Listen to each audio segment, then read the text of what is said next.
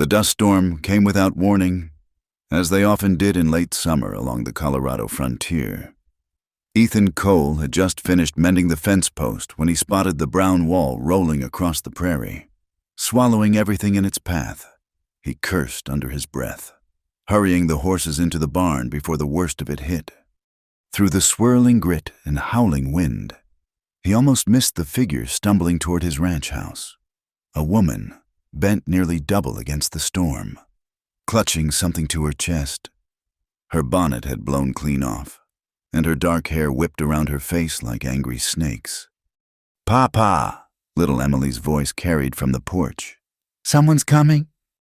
"Get inside, Em," Ethan called back, but his daughter was already running toward the stranger, her small boots kicking up dust devils of their own.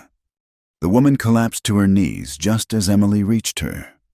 That's when Ethan saw what she'd been protecting, a bundle of blankets that moved and cried with the thin wail of an infant. "Mama," Emily exclaimed, throwing her arms around the woman's neck. "Mama came back." The words hit Ethan like a physical blow. His daughter hadn't spoken of her mother in months, not since Margaret had been laid to rest beneath the cottonwood tree behind the house. The fever had taken her just after Emily's 5th birthday, along with the son she'd been trying to bring into the world.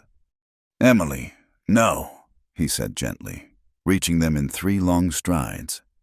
"That ain't your mama, sweetheart." The woman lifted her head, and even through the dust caking her face, Ethan could see the exhaustion etched deep in her features. Green eyes, startling in their clarity despite the grime, met his with a mixture of desperation and pride. "Please," she managed, her voice hoarse. "Just until the storm passes. My boy, he needs shelter." Ethan didn't hesitate. Whatever else he might be bitter, broken. Alone, he wasn't the kind of man to turn away a woman and child in need. He scooped Emily up with one arm and helped the woman to her feet with the other. "Come on," he said gruffly. "Let's get you inside before we all get buried." The ranch house wasn't much to look at, 2 rooms and a kitchen, built solid but plain from local timber and adobe.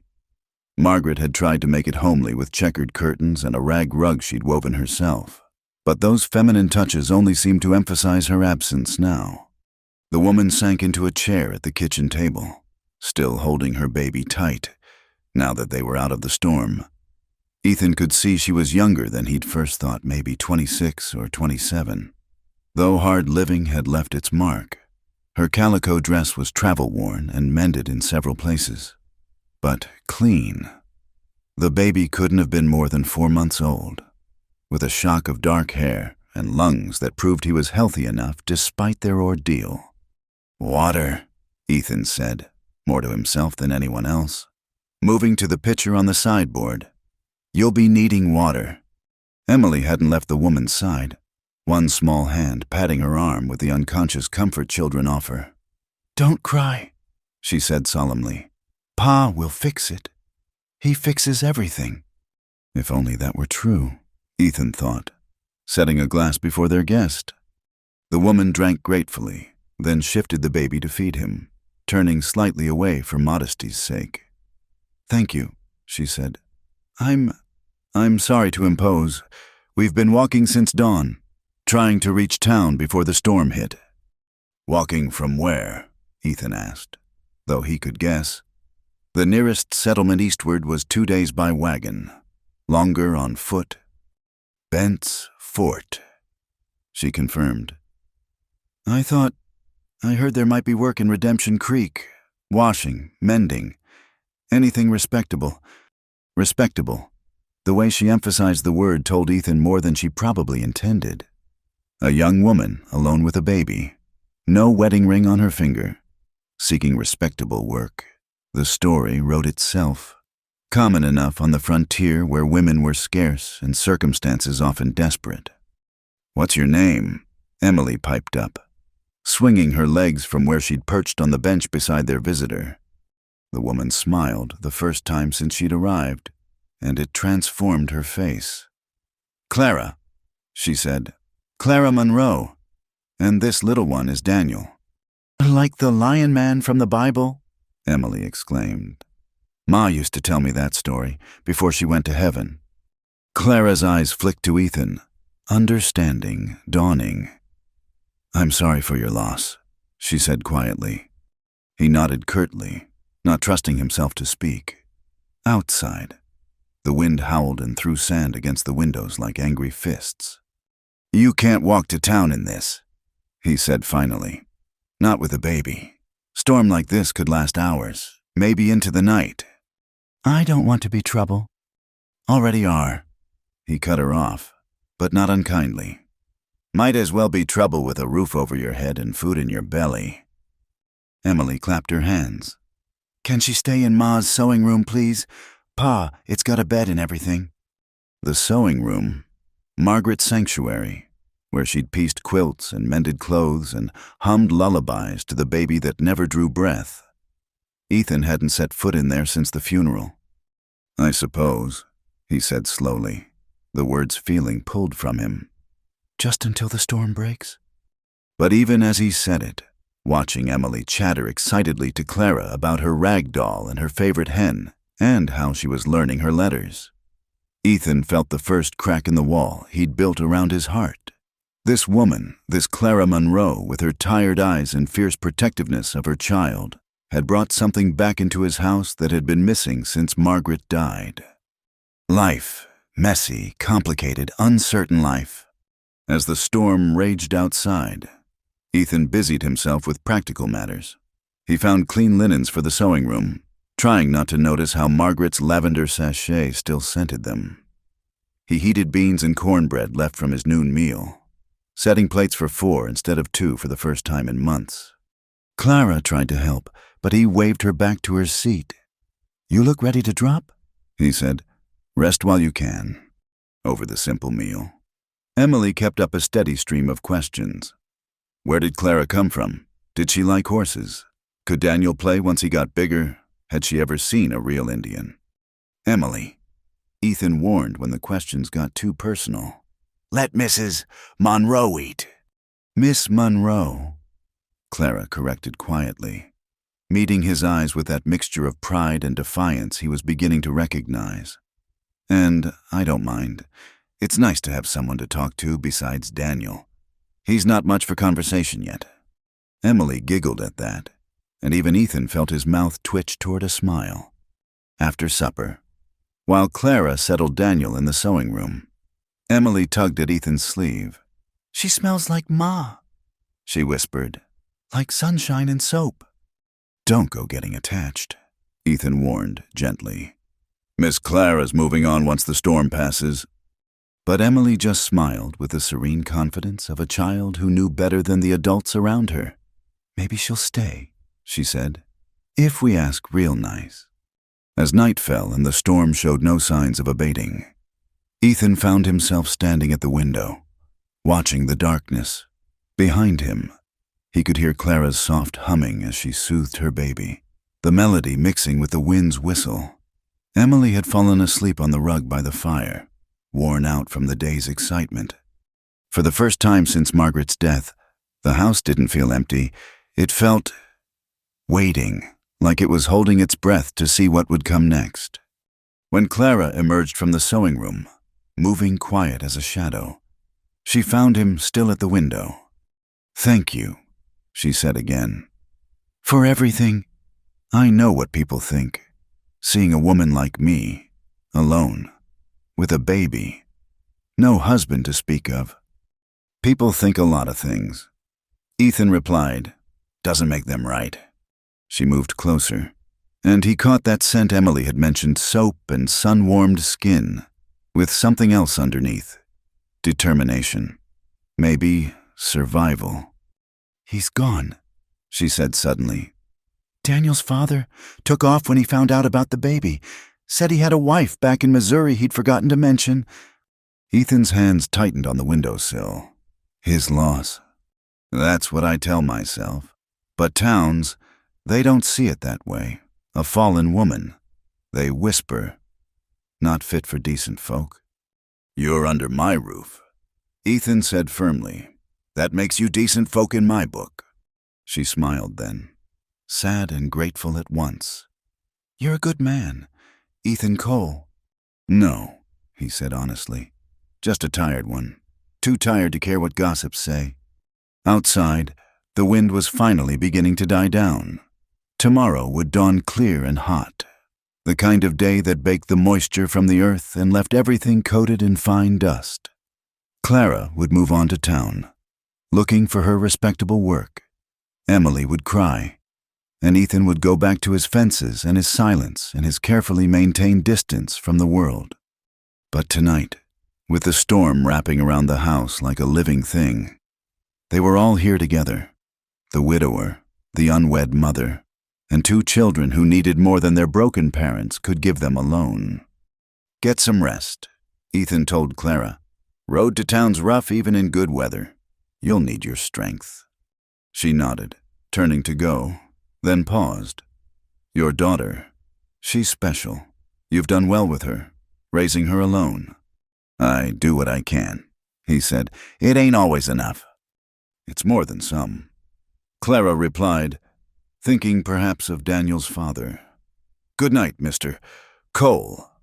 Ethan, he corrected. Just Ethan.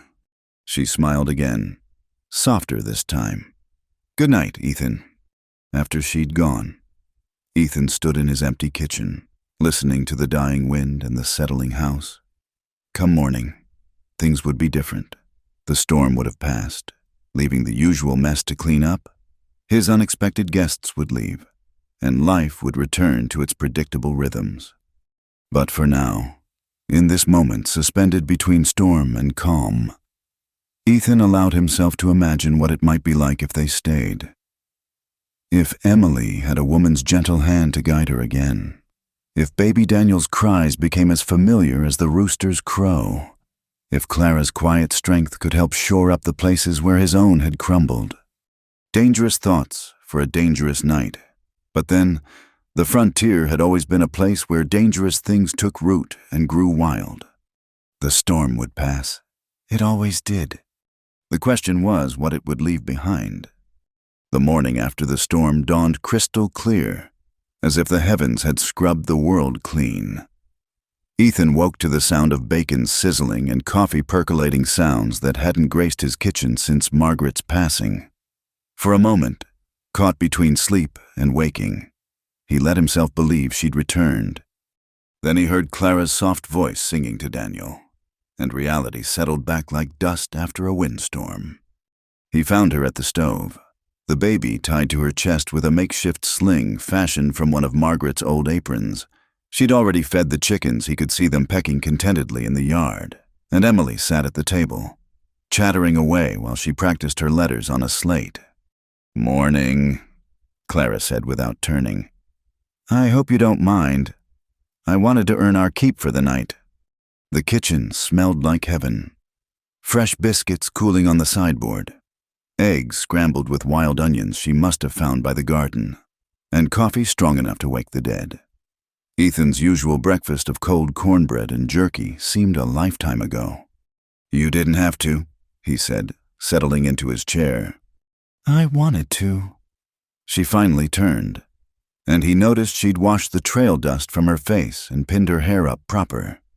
It made her look younger somehow, more vulnerable. I'm not one for taking charity. Mr. Cole, Ethan, never have been. Over breakfast, Emily regaled them with plans for the day. She'd show Clara the best spot for finding prairie roses. They'd visit the horses. Maybe Clara could help her practice her sewing. Pa was terrible at it, she confided, making Clara smile behind her coffee cup. Miss Clara's going to town today. Ethan reminded his daughter gently. Remember, she's got to find work. Emily's face fell. But she just got here. Emily. Actually, Clara interrupted, I was wondering, that is, if you need help around here, I notice the garden needs tending, and there's mending piling up, and with harvest coming. She trailed off, color rising in her cheeks. Ethan knew what she was really asking. Could she stay? Not forever, perhaps, but long enough to catch her breath, to figure out her next move without the weight of an infant and public scrutiny. He should say no. The prudent thing, the proper thing, would be to drive her to town after breakfast and wash his hands of the complication. Already he could imagine the talk when word got out. Ethan Cole, taking in a strange woman. What would Margaret think? What would the neighbors say?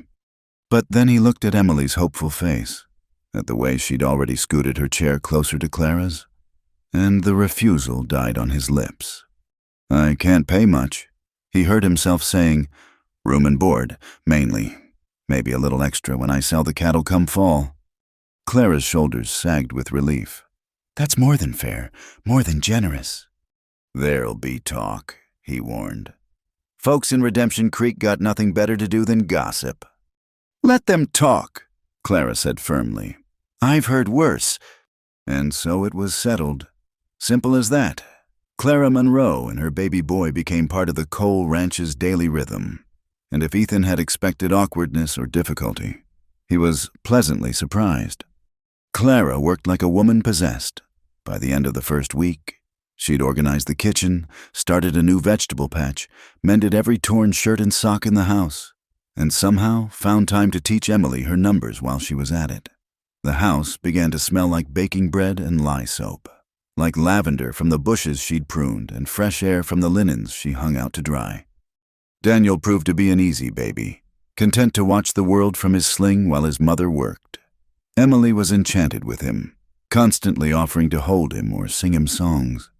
Even Ethan found himself warming to the boy's gummy smiles and reaching hands. The trouble started, as Ethan had known it would, when he took Clara to town for supplies. Redemption Creek wasn't much to look at, one main street with a general store, a saloon, a church, and a scattering of other businesses. But it was civilization, such as it was, and the women who kept its moral standards were out in force. Mrs. Abigail Thornton spotted them first, the banker's wife, corseted within an inch of her life despite the heat, stood outside the mercantile with her coterie of followers. Her eyes narrowed as she took in Clara sitting beside Ethan on the wagon seat, Daniel in her arms. Why, Ethan Cole, she called out, her voice sweet as syrup and twice as sticky. How nice to see you in town. And who might this be? Ethan helped Clara down from the wagon, steadying her with a hand at her elbow. This is Miss Monroe. She's helping out at the ranch. Helping out, Mrs. Thornton's eyebrows climbed toward her hairline. How enterprising. And is that her child? Clara lifted her chin. Yes, ma'am. This is Daniel. I see. The woman's gaze swept over Clara's ringless hand. And Mr. Monroe, will he be joining you? There is no Mr. Monroe, Clara said quietly but firmly. The silence that followed could have been cut with a knife. Mrs. Thornton's companions exchanged meaningful looks, the kind that promised this would be the talk of every tea party and church social for weeks to come. I see. Mrs. Thornton said again, her tone making it clear exactly what she saw. Well, how modern, Ethan. Dear, you must be careful. A man in your position, with a young daughter to think of. I think of Emily every day, Ethan said, his voice steady as granite. And right now, I'm thinking she needs supplies for her lessons. Good day, Mrs. Thornton. He steered Clara into the mercantile, but the damage was done. He could feel the eyes following them, hear the whispers starting before they'd even cleared the doorway. Inside, Mr. Patterson, the shopkeeper, was friendly enough, though his wife kept shooting Clara suspicious glances from behind the counter. Clara went about her shopping with quiet dignity, selecting only the essentials, but Ethan noticed the way her hands trembled slightly as she examined a bolt of calico. Don't let them bother you, he said quietly, standing close enough that only she could hear. I'm used to it, she replied, but her smile was forced. Though I'm sorry to bring it to your door. My door's weathered worse storms than a few gossipy hens. That earned him a genuine smile, quick and bright as lightning. They were loading the supplies when Reverend Thomas approached. The minister was a decent man, Ethan had always thought, though his wife had ambitions that exceeded his modest salary. "Ethan," he said, nodding. "Miss Monroe." Clara supplied, "Miss Monroe." The Reverend's eyes were kind but concerned. "I wonder if I might have a word." Here it comes, Ethan thought. The gentle reminder about propriety, about what was best for Emily, about the appearance of sin being as damaging as sin itself. "I'll just be a moment," Clara said, bouncing Daniel gently. "I want to check if they have any ribbon for Emily's hair." When she'd gone, the Reverend cleared his throat. "Ethan, I know you're a good man. What you're doing, offering charity to someone in need, it's admirable. But you must think of how it looks." "How does it look, Reverend?" "Like a man taking advantage of a desperate woman, or a woman taking advantage of a grieving widower. Either way, it's not seemly." Ethan's jaw tightened. What's not seemly is turning away someone who needs help because of what others might think. The church could find her a position, somewhere, appropriate. Away from here. She's got a position. At my ranch. The Reverend sighed. "Ethan, be reasonable. Your wife hasn't been gone a year." "Don't," the word came out sharper than intended.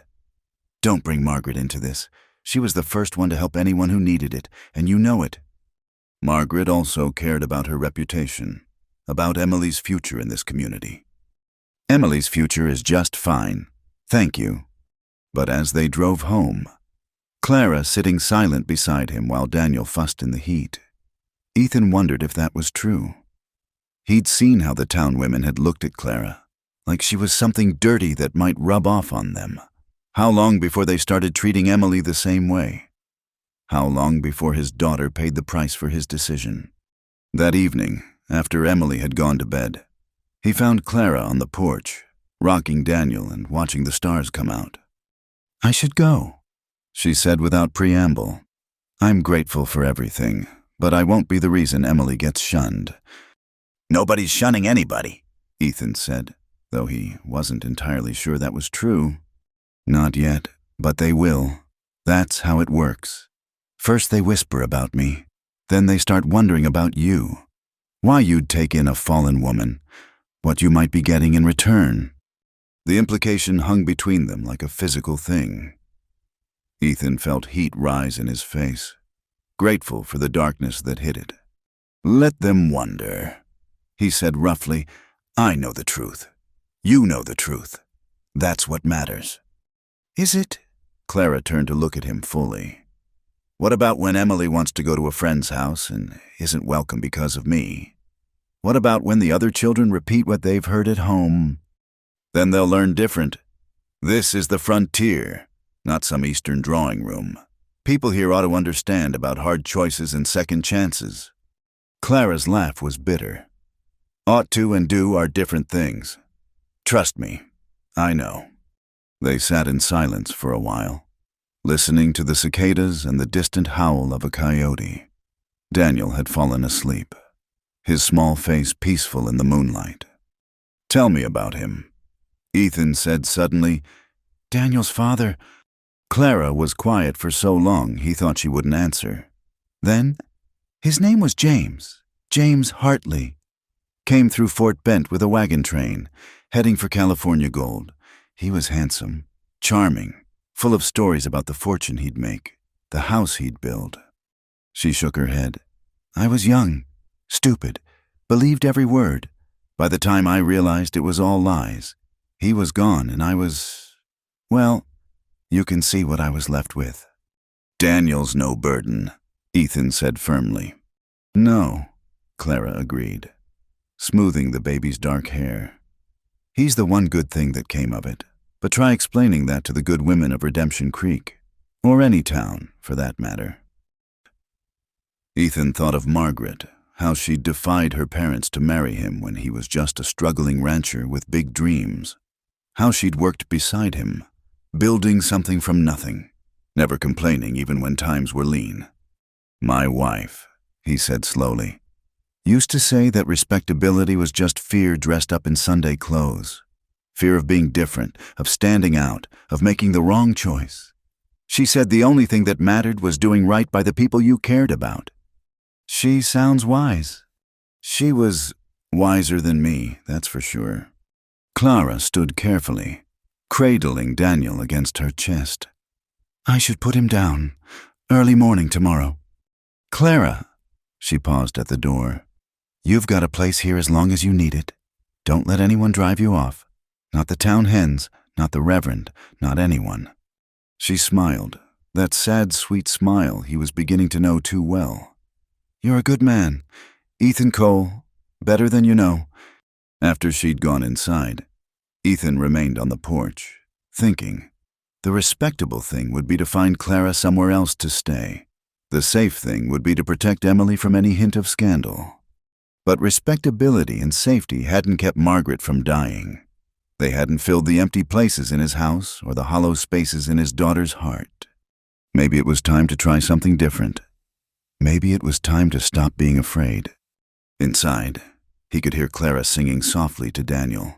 Tomorrow would bring more challenges, more whispers, more well-meaning advice from people who thought they knew best. But tonight, his house was full of life again. And for now, that was enough.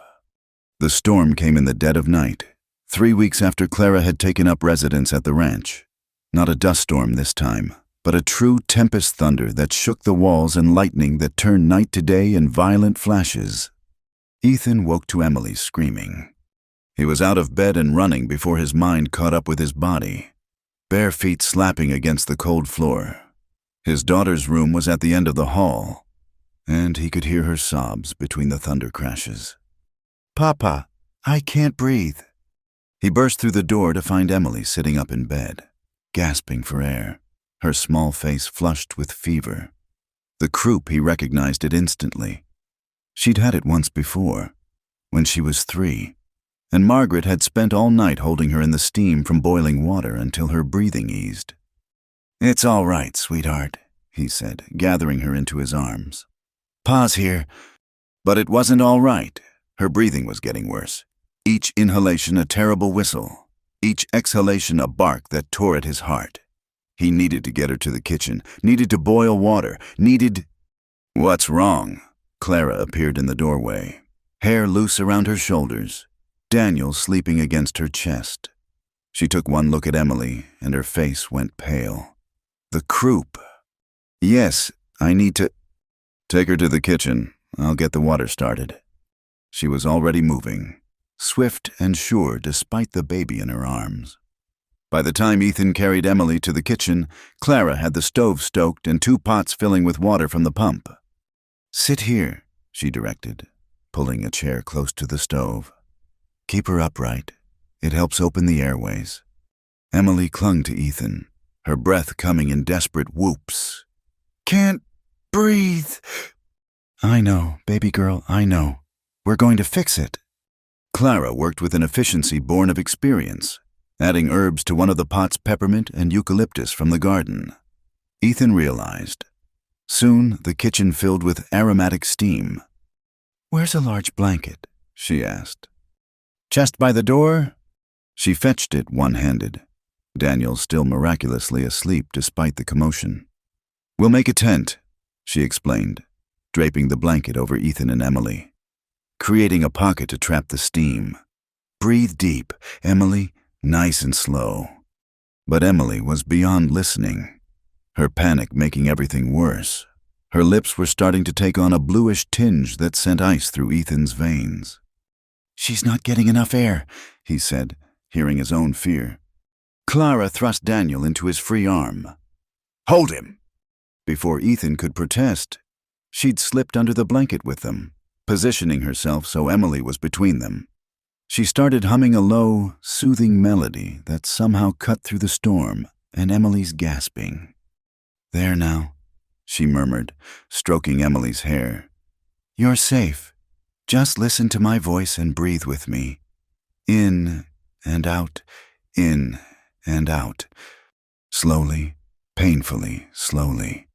Emily's breathing began to ease. The terrible barking cough continued, but air was moving. Color returned to her face. "That's my brave girl," Clara continued, never stopping her gentle rhythm. "You're doing so well. Just keep breathing with me." They stayed that way for what felt like hours, Ethan holding both children, Clara keeping Emily calm, the storm raging outside while they created their own small world of steam and safety. At some point, Daniel woke and started to fuss, but Clara simply shifted him to nurse without breaking her focus on Emily. "She smells like Mama?" Emily whispered hoarsely at one point, and Ethan felt Clara's quick intake of breath. "Shh," was all Clara said. "Save your voice, sweetheart." By dawn, the storm had passed and Emily was breathing normally, exhausted but no longer in danger. Ethan carried her back to bed, where she fell into deep sleep clutching her rag doll. When he returned to the kitchen, he found Clara slumped at the table, Daniel sleeping in her lap. She looked as wrung out as he felt. "Thank you," he said, the words wholly inadequate.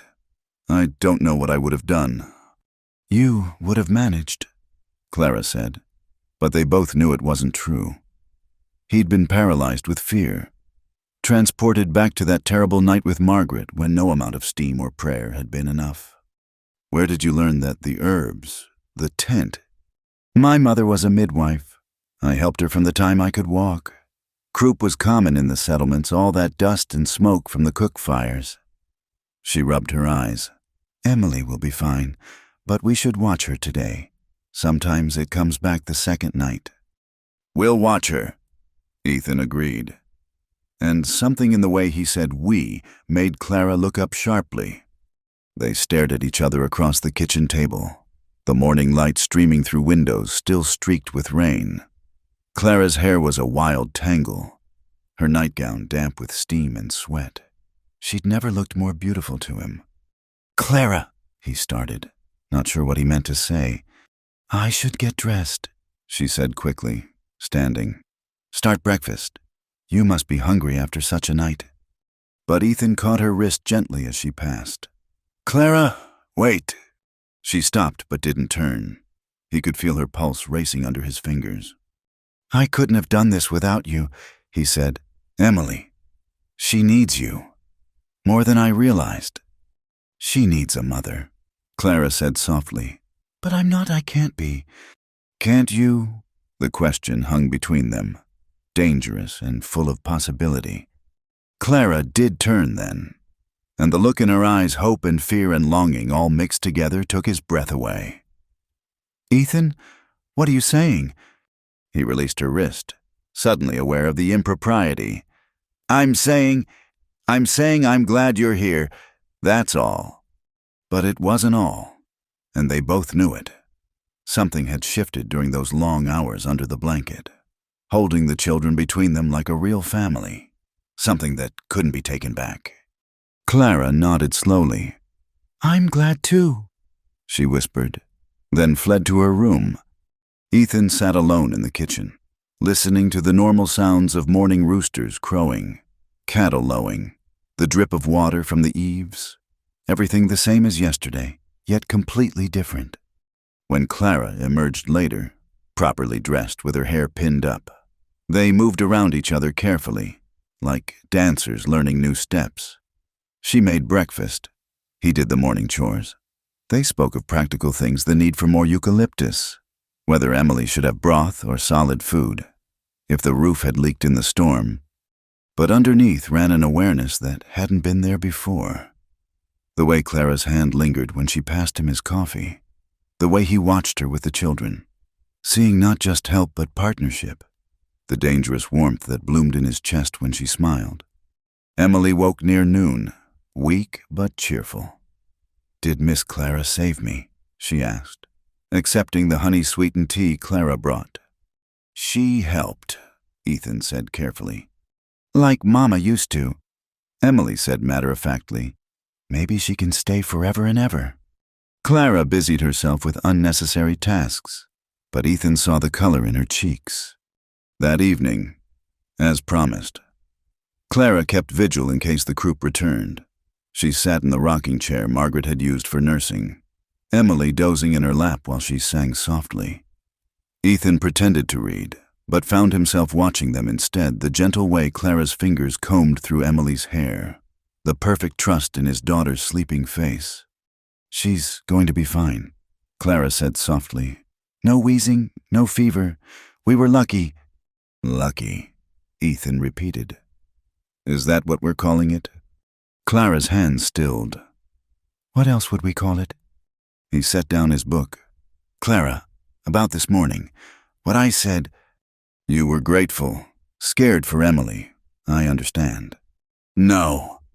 The word came out more forcefully than intended. That's not all it was." She looked at him then, really looked at him, and he saw his own confusion reflected in her eyes. They were walking on dangerous ground, both of them scarred by loss, both with children to protect.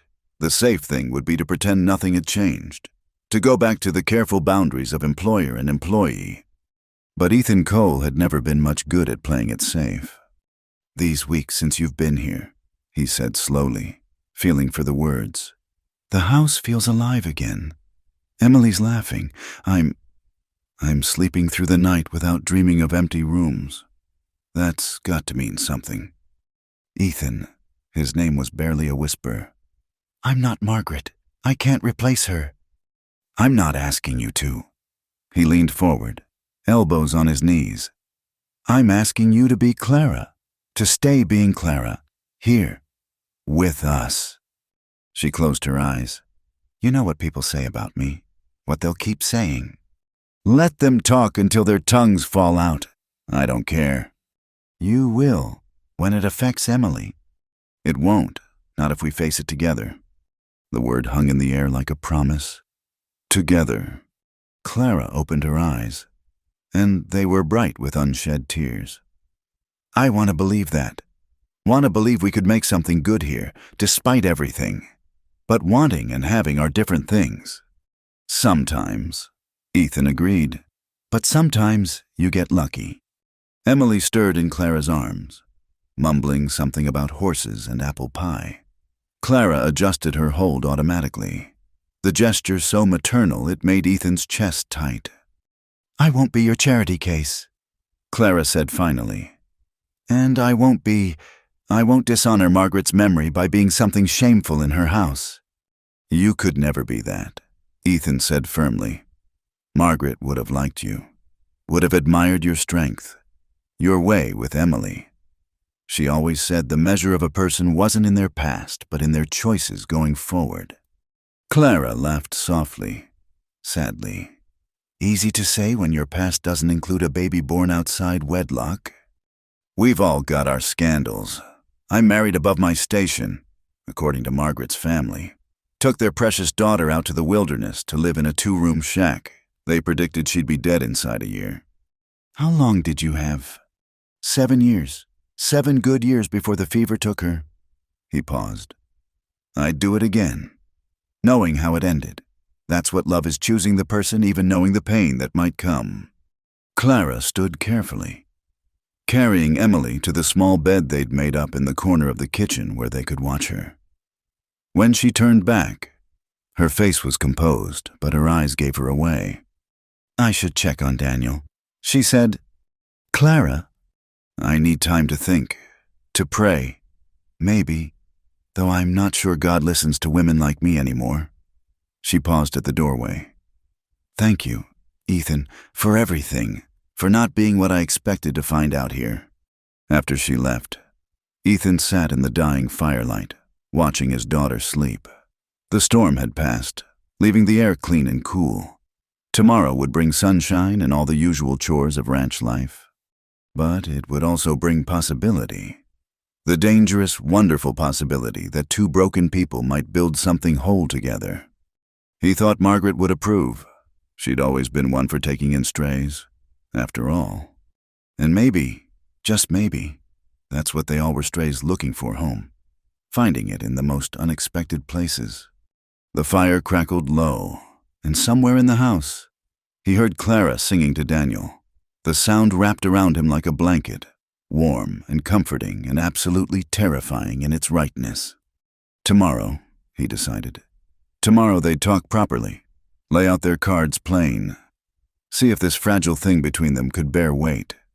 Tonight, it was enough that his daughter was breathing easy and his house was full of singing. It was more than enough. It was everything. The man appeared on the horizon just as Clara was bringing in the wash, his silhouette dark against the afternoon sun.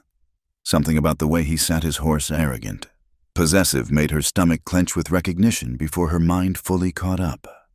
"Emily," she called, keeping her voice steady. "Take Daniel inside, please. It's time for his nap."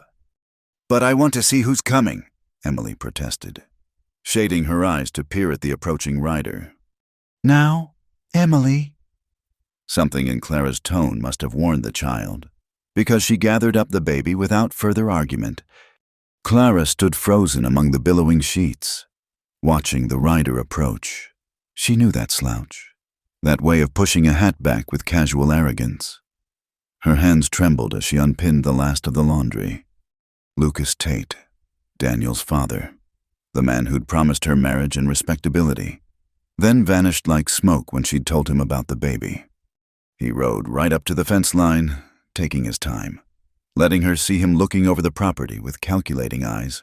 He'd filled out some in the months since she'd seen him, his clothes finer than she remembered.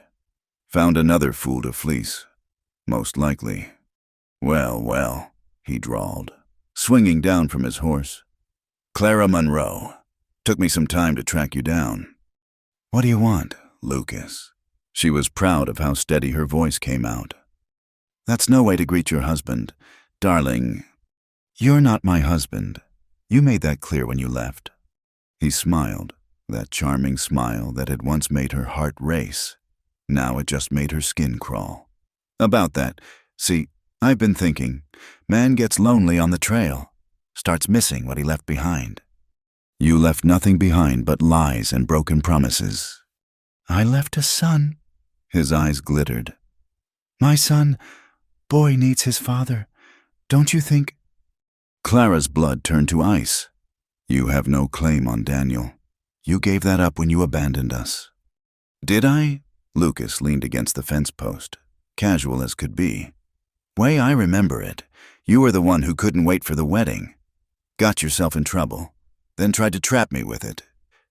"That's not—" She bit off the denial.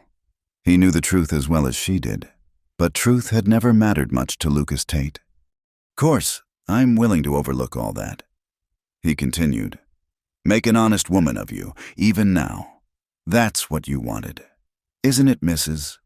Lucas Tate?" "I'd rather be dead." His smile sharpened. "Careful with such talk. Courts might wonder about a woman who'd rather die than marry her child's father. Might think she's not fit to raise a boy proper." The threat hung between them like a snake ready to strike. Clara gripped the laundry basket so tight her knuckles went white. "That's Ethan Cole's brand on those cattle," Lucas observed, changing tack. "Heard in town you'd found yourself a cozy situation here. Widow man, lonely nights. Smart girl like you knows how to make herself useful." "How dare you!" "Just saying what everyone else is thinking." He straightened, dusting off his hat. "But I'm willing to forgive. Pack your things. We'll be married by week's end. I'll even let you say goodbye to Cole. Explain how you were just using him for shelter until your real man came back." "I'm not going anywhere with you." "No." Lucas's friendly mask slipped for just a moment, showing something uglier underneath. "Well then, I guess I'll have to pursue other options, legal ones. After all, what judge is going to give custody to an unwed mother living in sin with a man she's not married to?" We're not." "Aren't you?" "That's not what it looks like, not what the good folks in town are saying." He remounted his horse with lazy grace. "I'll be staying at the hotel in Redemption Creek. You've got 3 days to come to your senses. Clara, after that," he shrugged. "Well, law's the law. Boy belongs with his father." He touched his hat in mock courtesy and rode away. leaving Clara standing among the clean sheets that now felt soiled by his presence. She didn't know how long she stood there, mind racing, heart pounding. Daniel.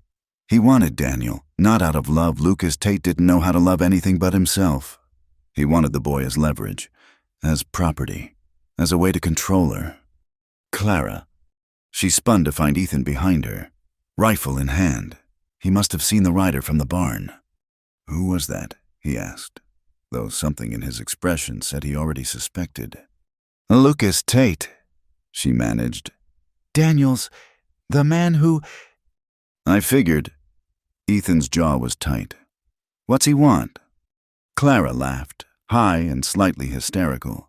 Everything, me, Daniel. Says he'll take me to court if I don't marry him. Says no judge will let me keep Daniel, not when I'm living here unwed, not when the whole town thinks... She broke off, wrapping her arms around herself. The beautiful day had turned cold somehow, the sun offering no warmth. He's not taking either of you, Ethan said flatly. You don't know Lucas. He's clever, persuasive. He'll twist everything, make it sound like I'm the one at fault. And he's right about how it looks, me being here. The court will side with him. The hell they will. Ethan, please, this isn't your fight. Isn't it? He set the rifle aside, moved closer but didn't touch her. Clara, that man shows up here, threatens you, threatens to take Daniel. You think I'm just going to stand by? What choice do we have? He's Daniel's father in the eyes of the law. He's a man who abandoned you. That has to count for something. Clara shook her head. Not as much as appearances? Not as much as the fact that I'm an unwed mother living with a widower. You heard what Mrs. Thornton said? What they're all saying. Lucas will use that. Twist it until I look like... She couldn't finish. Then we changed the story. How unless you know a way to rewrite the past? Marry me. The words hung in the air between them like the sheets on the line, white and startling in the afternoon light. What? Clara whispered. Marry me, Ethan repeated, steadier now. Let him try to take Daniel from a properly married couple. Let him try to paint you as unfit when you're a respectable rancher's wife. Ethan, you can't propose marriage just to solve my problems. Can't I? He moved closer still. And now he did touch her, just barely, fingers brushing her arm. Clara, these past weeks, I've been fooling myself, thinking it was just about help with Emily in the house. But when I saw that man, when I thought about him taking you away... This is crazy. You barely know me. I know enough. I know you sing to the children when you think no one's listening. I know you work harder than any two people I've met. I know Emily loves you, and she doesn't give her heart easy. Got that from her mother. And you? Clara asked, her voice barely audible. Is this about Emily needing a mother? Or... You saved my daughter's life. You brought laughter back to my home. You made me remember what it feels like to not be alone. His hand moved to cup her cheek, gentle as if she might bolt. I'm not saying it would be like what I had with Margaret, but maybe it could be something good, something real. Maybe that's enough. Clara closed her eyes, leaning into his touch despite herself. People marry for worse reasons, I suppose. Is that a yes? She opened her eyes, seeing the hope and uncertainty in his face that probably matched her own. Lucas won't give up easy. He'll make trouble. Let him try. This is my land, my town. I've got friends here, people who know my character. We'll face him down. And if we can't, if he finds some way, then we'll face that too, together. That word again. Together. Such a simple concept. Yet it had been so long since Clara had felt anything but alone. All right, she said softly. Yes, I'll marry you. Ethan Cole. He smiled then, the first real smile she'd seen from him, and it transformed his weathered face. We'll go to town tomorrow. Apply for the license. Reverend Thomas can marry us by week's end. That fast? It has to be. You said Tate gave you 3 days? His thumb brushed her cheekbone. Besides, long engagements are for people who aren't sure. I'm sure. Clara wanted to ask what he was sure of. Exactly. Sure that this was right, sure that marriage could protect them from Lucas. Sure that two damaged people could build something lasting. But then Emily came running from the house, Daniel in her arms, calling, "Is the scary man gone? Can we come out now?" And Clara realized it didn't matter what Ethan was sure of. What mattered was the family they were choosing to protect, the life they were choosing to build despite all the reasons it shouldn't work. "Yes, sweetheart," she called back. "You can come out. Everything's going to be all right." Emily ran to them, and Ethan scooped her up with one arm, his other still around Clara. For a moment, they stood there, the four of them, like a real family, like the family they would be, once the law made official what circumstance had already created. That evening, after the children were asleep, Ethan and Clara sat on the porch planning their next moves. They would need witnesses for the wedding, a dress for Clara, someone to watch the children during the ceremony. "I'll ask Tom Bradley to stand witness." Ethan said, "He's been my friend since I first came here. His wife Mary, too, she's one of the few women in town who doesn't bow to Abigail Thornton." "What about your father?" Clara asked carefully. She had heard mention of the elder Mr. Cole, though he'd never visited the ranch. Ethan's expression hardened. "He'll find out when everyone else does. Man made his position clear when Margaret died, said I should send Emily to live with him and his new wife. Focus on building the ranch without distractions. He wanted you to give up your daughter." "Said it would be better for everyone. Haven't spoken to him since." He paused. "He won't approve of this. Of you. Of us." "Another person to add to the list," Clara said wryly. "You having second thoughts?" She looked out over the darkening prairie, then back at the man beside her. He wasn't handsome in the classical sense, too weathered, too worn by loss and hard work. But there was strength in him, a steadiness that promised safety. "No," she said. "No second thoughts, just hoping we're not making things worse." "Can't get worse than losing Daniel, or losing you." The admission hung between them, more honest than perhaps he'd intended. Clara felt warmth bloom in her chest, dangerous and sweet. "We should be clear," she said carefully, "about expectations. This marriage, it's for protection, for the children." "Is it?" Ethan asked quietly. "Just for the children?" Clara met his eyes in the lamplight. "What are you asking, Ethan?" "I'm asking if maybe, given time, it could be more. I'm not expecting. That is, I know this isn't a love match, but Clara, I'd be lying if I said I felt nothing for you beyond gratitude." Her heart was racing now, but she forced herself to think clearly. "I care for you too, more than I probably should, but I won't be a substitute for your wife, and you shouldn't be a replacement for the man who should have stood by you. For the dream I had of what marriage would be," she corrected. Young and foolish as it was. Ethan reached over, took her hand. His palm was calloused, warm, real. "Maybe we both get a second chance at dreams. Different ones. Maybe, but not lesser." Clara turned her hand in his, lacing their fingers together. It was the first time they'd touched with real intent, not just the casual brushes of shared work. "All right," she said, "a second chance, for all of us." They sat that way as the stars came out, hands linked, planning a wedding and a war. Because that's what it would be when Lucas realized his threats hadn't worked.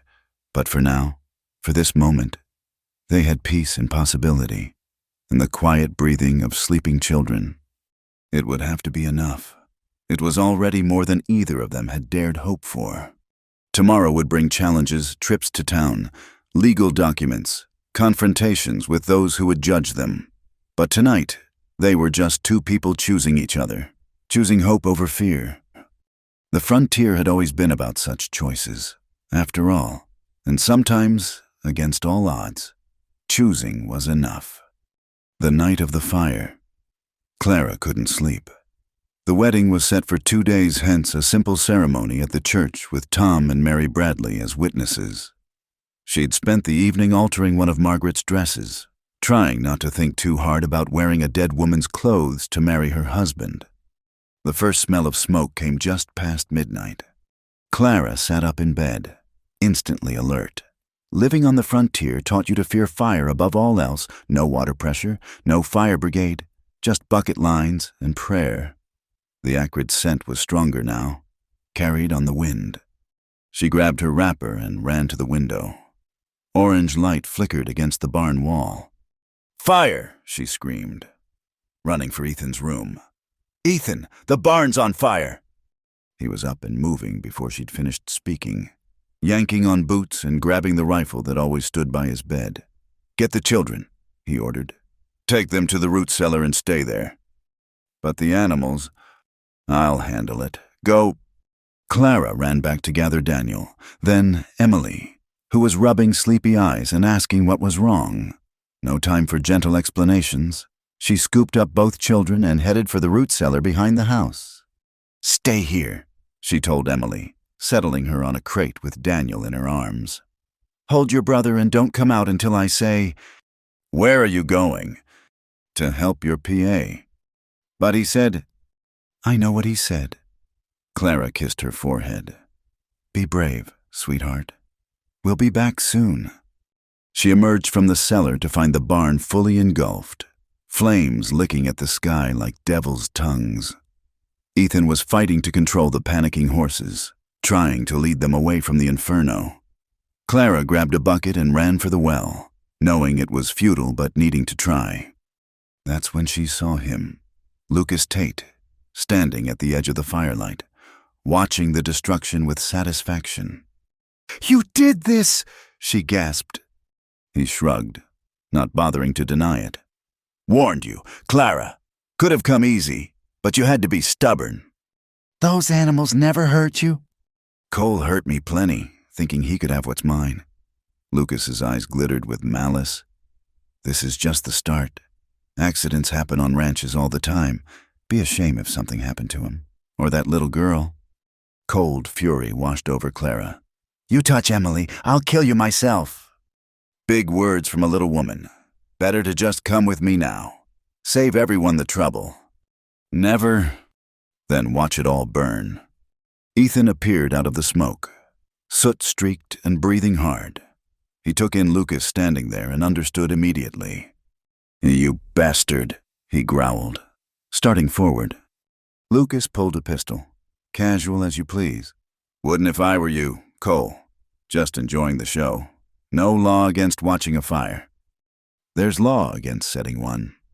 "Prove it." Lucas backed toward his horse. 3 days.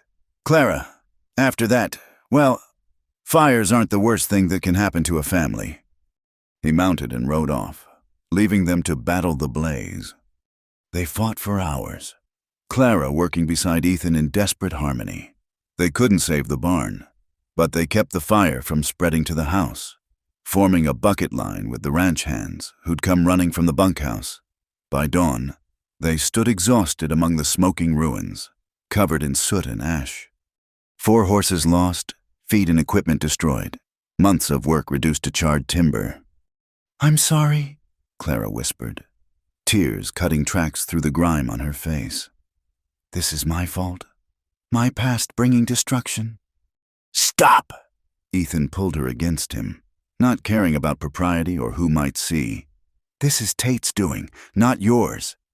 "If I leave, he wins, and next woman he decides to torment has no one to protect her." His arms tightened around her. "We're getting married tomorrow instead of waiting. Tom can round up witnesses. I want you legally under my protection before Tate tries anything else." Clara pulled back to look at him. "After this, after he destroyed, barn can be rebuilt, stock replaced, but I won't lose you to fear." Something shifted in his expression, exhaustion stripping away his usual reserve. "I can't lose you, Clara, not when I just found you." The words hung between them, more admission than either had planned. Then Ethan was kissing her, fierce and desperate, tasting of smoke and determination. Clara kissed him back, pouring all her fear and gratitude and growing love into the contact. When they broke apart, both breathing hard, she saw her own wonder reflected in his eyes. "Tomorrow," he said roughly. "Whatever happens after, at least we'll face it together." They were married as the sun reached its zenith, in clothes still smelling faintly of smoke. Reverend Thomas performed the ceremony with unusual haste, understanding the urgency. Tom and Mary Bradley stood witness, along with half the town who'd heard about the fire and Lucas Tate's threats. "Do you, Ethan James Cole, take this woman to be your lawfully wedded wife?" Reverend Thomas intoned. "I do." Ethan's voice rang clear and certain. "Do you, Clara Rose Monroe, take this man to be your lawfully wedded husband?" "I do." No hesitation, no doubt. "Then, by the power vested in me by God and the territory of Colorado, I pronounce you man and wife." Ethan kissed her again, gentle this time, a promise rather than desperation. The small crowd erupted in cheers, though Clara caught sight of Mrs. Thornton's sour expression in the back. They'd barely made it outside when Sheriff Watson approached, his weathered face grim. "Congratulations. Folks, hate to interrupt, but we got a problem. Lucas Tate's filed papers with the territorial judge, claiming parental rights to the boy." Clara's knees nearly buckled, but Ethan's arm around her waist held her steady. "On what grounds?" Tom Bradley demanded. He'd been reading law in his spare time, the closest thing to a lawyer Redemption Creek had. "Says Miss Monroe, Mrs. Cole now is unfit, living in sin, exposing the child to moral corruption." The sheriff spat tobacco juice. "Load of horse shit. Pardon my language. But Judge Harper's known for being strict about such things." "She's married now," Mary Bradley pointed out. "Tate's claiming it's a sham marriage, designed to circumvent his rights as the natural father." Clara felt the world spinning. Even married, even with Ethan's protection, Lucas had found a way to threaten everything. "When's the hearing?" Ethan asked, his voice deadly calm. 3 days. Judge Harper's coming through on circuit." That night, in the house that now legally belonged to both of them, Clara sat in the bedroom that had been Margaret's, brushing her hair with shaking hands. They'd put the children to bed early, both exhausted from the chaos of recent days. A soft knock came at the door. "Come in," she called. Ethan entered, hesitant in what was now their shared space. They'd been so focused on the legal protection marriage offered, neither had thought much about the practical realities of being husband and wife. "Tom thinks we have a good case," he said, standing awkwardly by the door. "Tate abandoned you, never provided support. That has to count. Does it, he'll paint me as a loose woman who seduced him. Say I kept Daniel from him out of spite. No one who knows you would believe that. Judge Harper doesn't know me." Clara set down the brush, meeting his eyes in the mirror. "Ethan, what are we doing this morning? We spoke vows, but tonight, I don't know how to be a wife to you, not when everything feels like a battle." He crossed the room, kneeling beside her chair so they were eye level. "You be Clara. That's all I need, all we need." "And tonight do you expect—" She couldn't finish, heat flooding her cheeks. "I expect nothing you're not ready to give." He took her hand, pressing it to his lips. "We've got time. Clara, all the time in the world to figure out what we are to each other. Tonight, just let me hold you. Let me feel you're real, that you're here, that Tate can't take you away." She saw the fear in his eyes then, matching her own. This man who'd already lost one wife, who'd watched his world burn once before. "Stay with me," she whispered.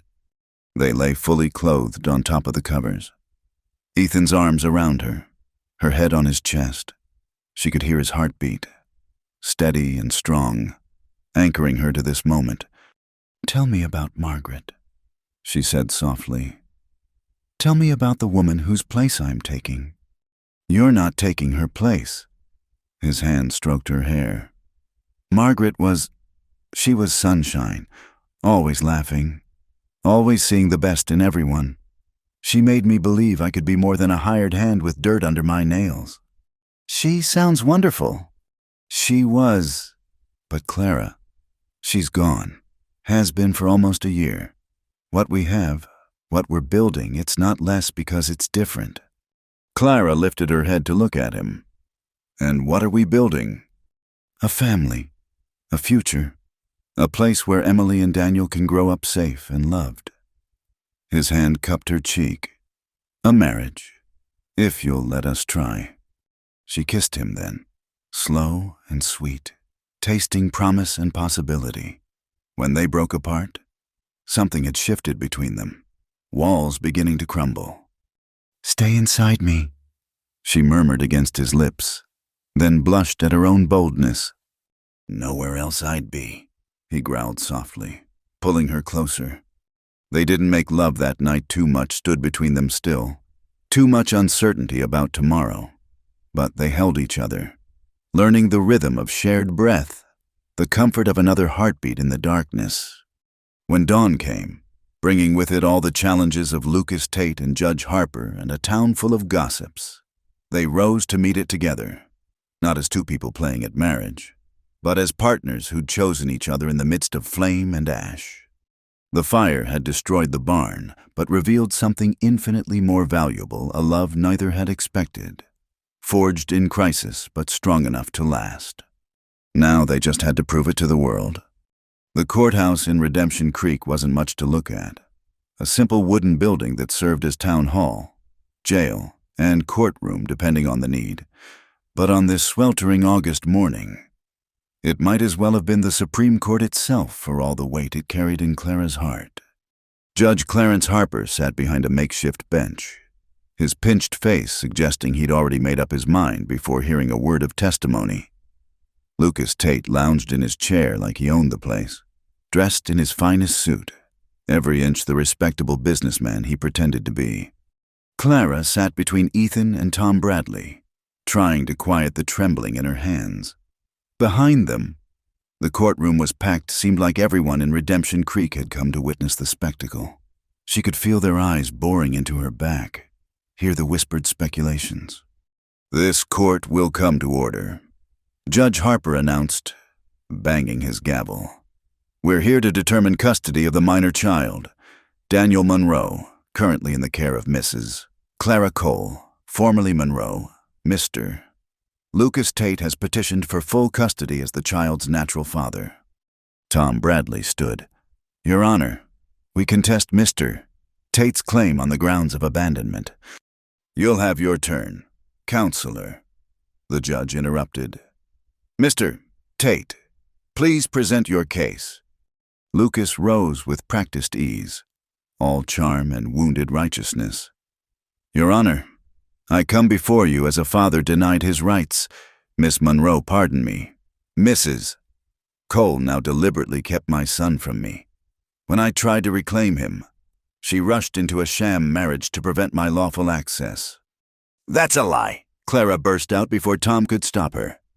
"You'll remain silent unless addressed directly," Judge Harper warned. "Continue. Mr.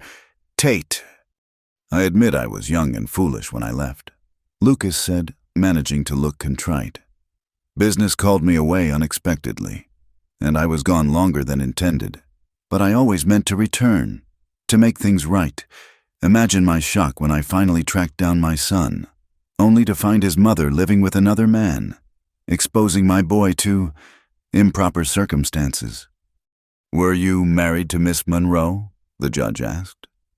"We had an understanding. I gave my word." "A simple yes or no.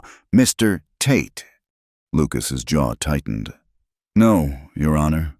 But I'm prepared to marry her now, to give our son a proper family." Despite her current marriage, a marriage clearly entered into under duress, to keep me from my child, surely such manipulation cannot be rewarded. Judge Harper made notes. "And you can provide for the child. I've done well in the cattle business. Your Honor, I can give Daniel advantages, education, opportunity, a stable home. Very well, Mrs. Cole, you may respond. Clara stood on shaking legs. Tom had coached her on what to say, but faced with the judge's stern countenance and Lucas's smirking confidence, words fled. Your Honor, she began, voice barely above a whisper. Mr. Tate abandoned us when I was with child. No word, no support, nothing. I didn't keep Daniel from him, he chose to leave. Yet here he is now, willing to take responsibility. Only because... Clara stopped, frustrated. How could she explain that Lucas wanted control, not fatherhood, that his sudden interest in Daniel was about possession, not love? Your Honor, Tom Bradley interjected. May we present character witnesses? Proceed. One by one, they came forward. Mary Bradley testified about Clara's devoted motherhood, her work ethic, her moral character. Doc Morrison confirmed he'd delivered Daniel with no father present, that Clara had paid his fee with sewing work when she could barely afford food. Even crusty old Jim from the general store admitted she'd never asked for credit, always found honest work to support her child. But it was Ethan's testimony that made Clara's heart swell. I've watched Mrs. Cole with both Daniel and my daughter Emily, he said, standing tall despite the scrutiny. She's the finest mother I've seen. Patient, loving, firm when needed. My late wife would have admired her greatly. Mr.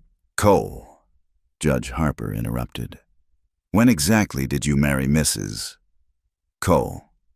2 days ago, Your Honor. And when did Mr. Tate arrive in town? 5 days ago. So you married rather hastily after his appearance. Ethan met the judge's gaze steadily. I married when I realized I couldn't imagine my life without her and our children. The timing was Mr. Tate's doing, not ours. Our children, Lucas stood abruptly. Your Honor, he admits it. They're playing house with my son. Sit down, Mr. Tate. The judge's expression was unreadable. Mrs. Cole, I have some questions for you directly. Clara stood again, chin high despite her fear. Did you inform Mr. Tate of your condition before he left? Yes, Your Honor, he said... She swallowed hard. He said it wasn't his problem. He disputes this. Of course I dispute it, Lucas interjected. She never told me. Mr. Tate, you'll have a chance to rebut. Mrs. Cole, why didn't you pursue Mr. Tate for support through legal channels? I had no money for lawyers, Your Honor, and he'd vanished like smoke. I did what I had to found work, kept my baby fed and safe. By taking up residence with a widower. The accusation hung in the air. Clara felt her cheeks burn but refused to lower her gaze. I came to Mr. Cole's ranch seeking shelter during a storm.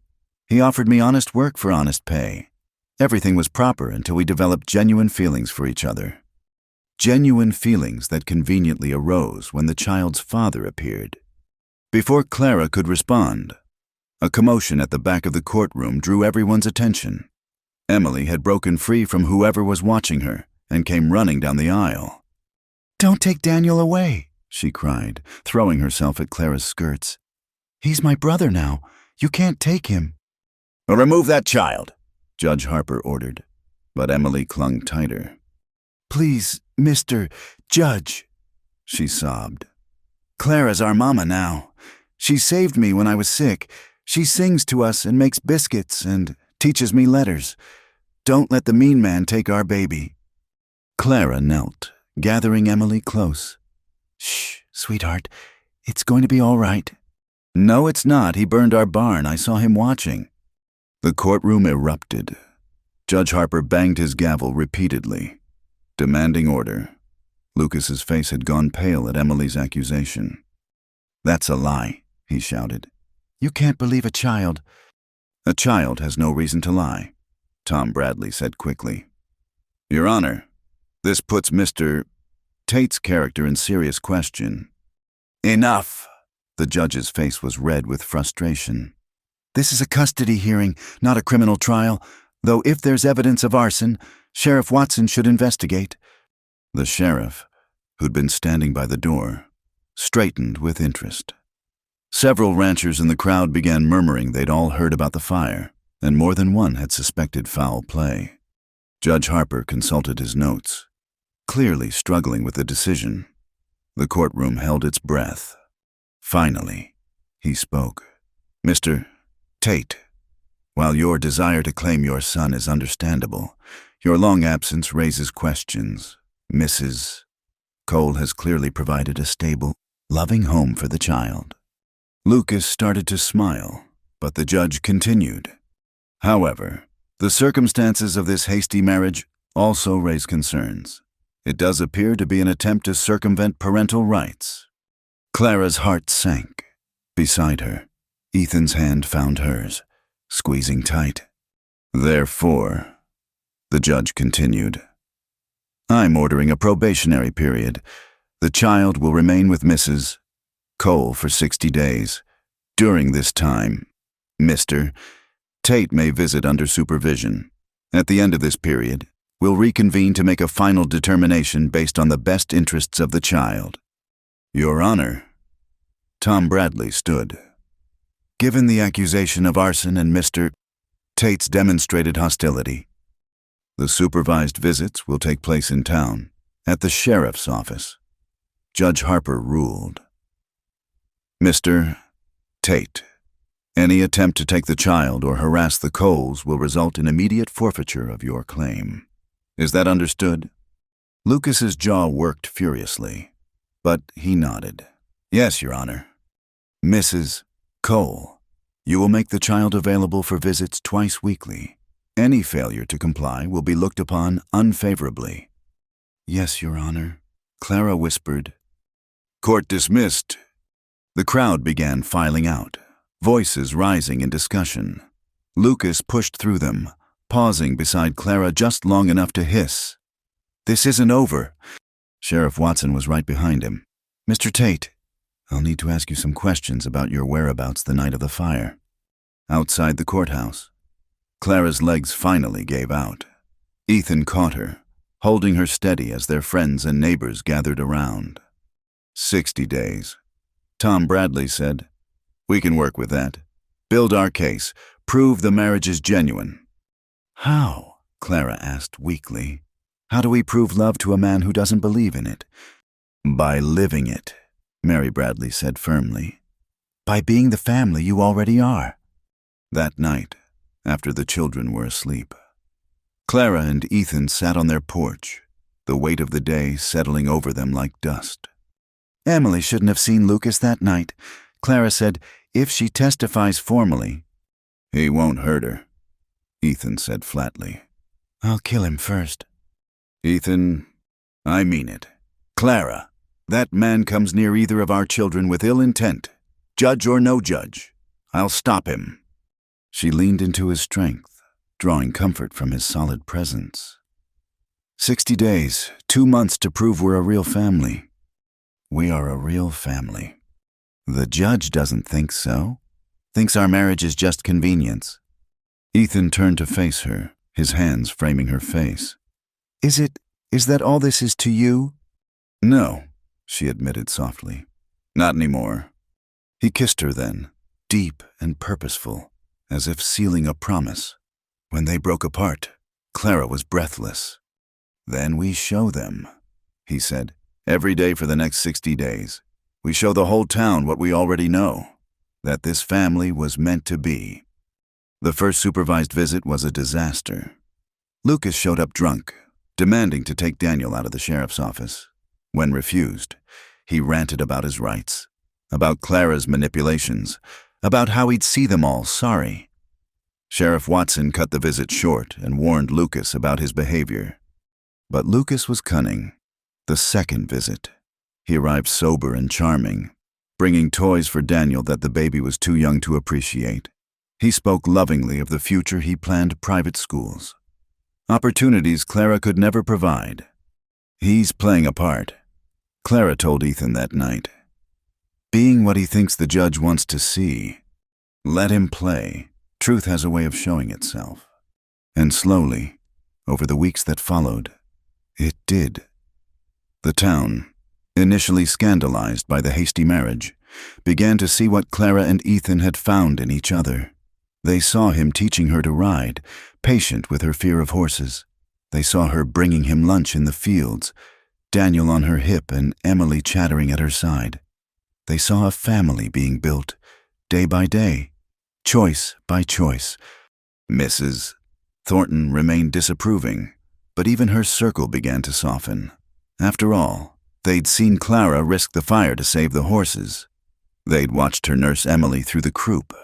They'd noticed how Ethan smiled now, how Emily bloomed under Clara's care. The 60 days passed in a blur of normal life chores and meals, bedtime stories and sunrise coffee. Clara learned that Ethan hummed when he worked, off-key but endearing. Ethan discovered Clara had a wicked sense of humor when she felt safe enough to show it. And somewhere between the first supervised visit and the last, they stopped pretending to be in love and simply were. The night before the final hearing, they lay entwined in their bed, truly their bed now. All awkwardness long since vanished in the sweet discovery of each other. "Whatever happens tomorrow," Clara whispered against his chest, "I want you to know this has been real. The realest thing I've ever known." "Nothing's happening tomorrow except a judge realizing what everyone else already knows," Ethan said firmly, "that you're Clara Cole, mother of 2, wife of one very fortunate rancher." "You sound very certain." "I am." He tilted her chin up. "Because I'll fight heaven and earth to keep this family together. And Clara, I don't lose fights I care about." She kissed him then, pouring all her love and fear and hope into the contact. Tomorrow would bring whatever it brought. But tonight, they were exactly where they belonged in each other's arms, in their home, with their children sleeping peacefully down the hall. It was enough. It was everything. The morning of the final custody hearing, Ethan's father arrived at the ranch. Clara saw him first through the kitchen window, a tall man with Ethan's jaw and eyes like winter sky, sitting ramrod straight on an expensive bay mare. Everything about him spoke of money and position, from his tailored coat to the dismissive way he surveyed the property. "Ethan," she called quietly, "you have a visitor." Her husband looked up from the bridle he was mending, following her gaze. His face went rigid. "Take the children to the barn," he said, "now." But it was too late. Samuel Cole had already dismounted and was striding toward the house with the confidence of a man who'd never been denied entry anywhere. "Son," he said, stopping just short of the porch. His gaze swept over Clara, taking in her simple dress and Daniel in her arms. "So it's true. You've remarried." "What do you want, Father?" "To talk sense into you before you throw away everything we've built." Samuel's eyes never left Clara. "You must be the Monroe woman, the one causing all this trouble." "The name is Mrs. Cole," Clara said steadily, though her heart hammered against her ribs. "Is it?" Samuel's smile was cold. "From what I hear, that's still being debated." "Father," Ethan warned, stepping between them, "you're not welcome here." "I'm not welcome," Samuel laughed bitterly. "This land was bought with my money.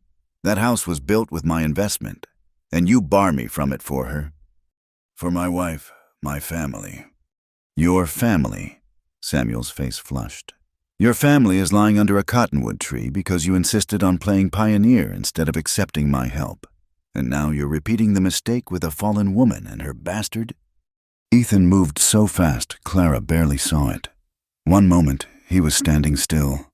The next, he had his father by the collar, pressed against the porch rail. "You say one more word about my wife or son," he growled, "and I'll forget you're my blood." "Your son," Samuel shoved him off. "That's what she's got you believing, boys, not yours. Ethan, everyone knows it. You're raising another man's child while your own daughter, Margaret's daughter, gets pushed aside." Nobody's pushing Emily aside, Clara burst out. She's loved, cherished. By you, Samuel rounded on her.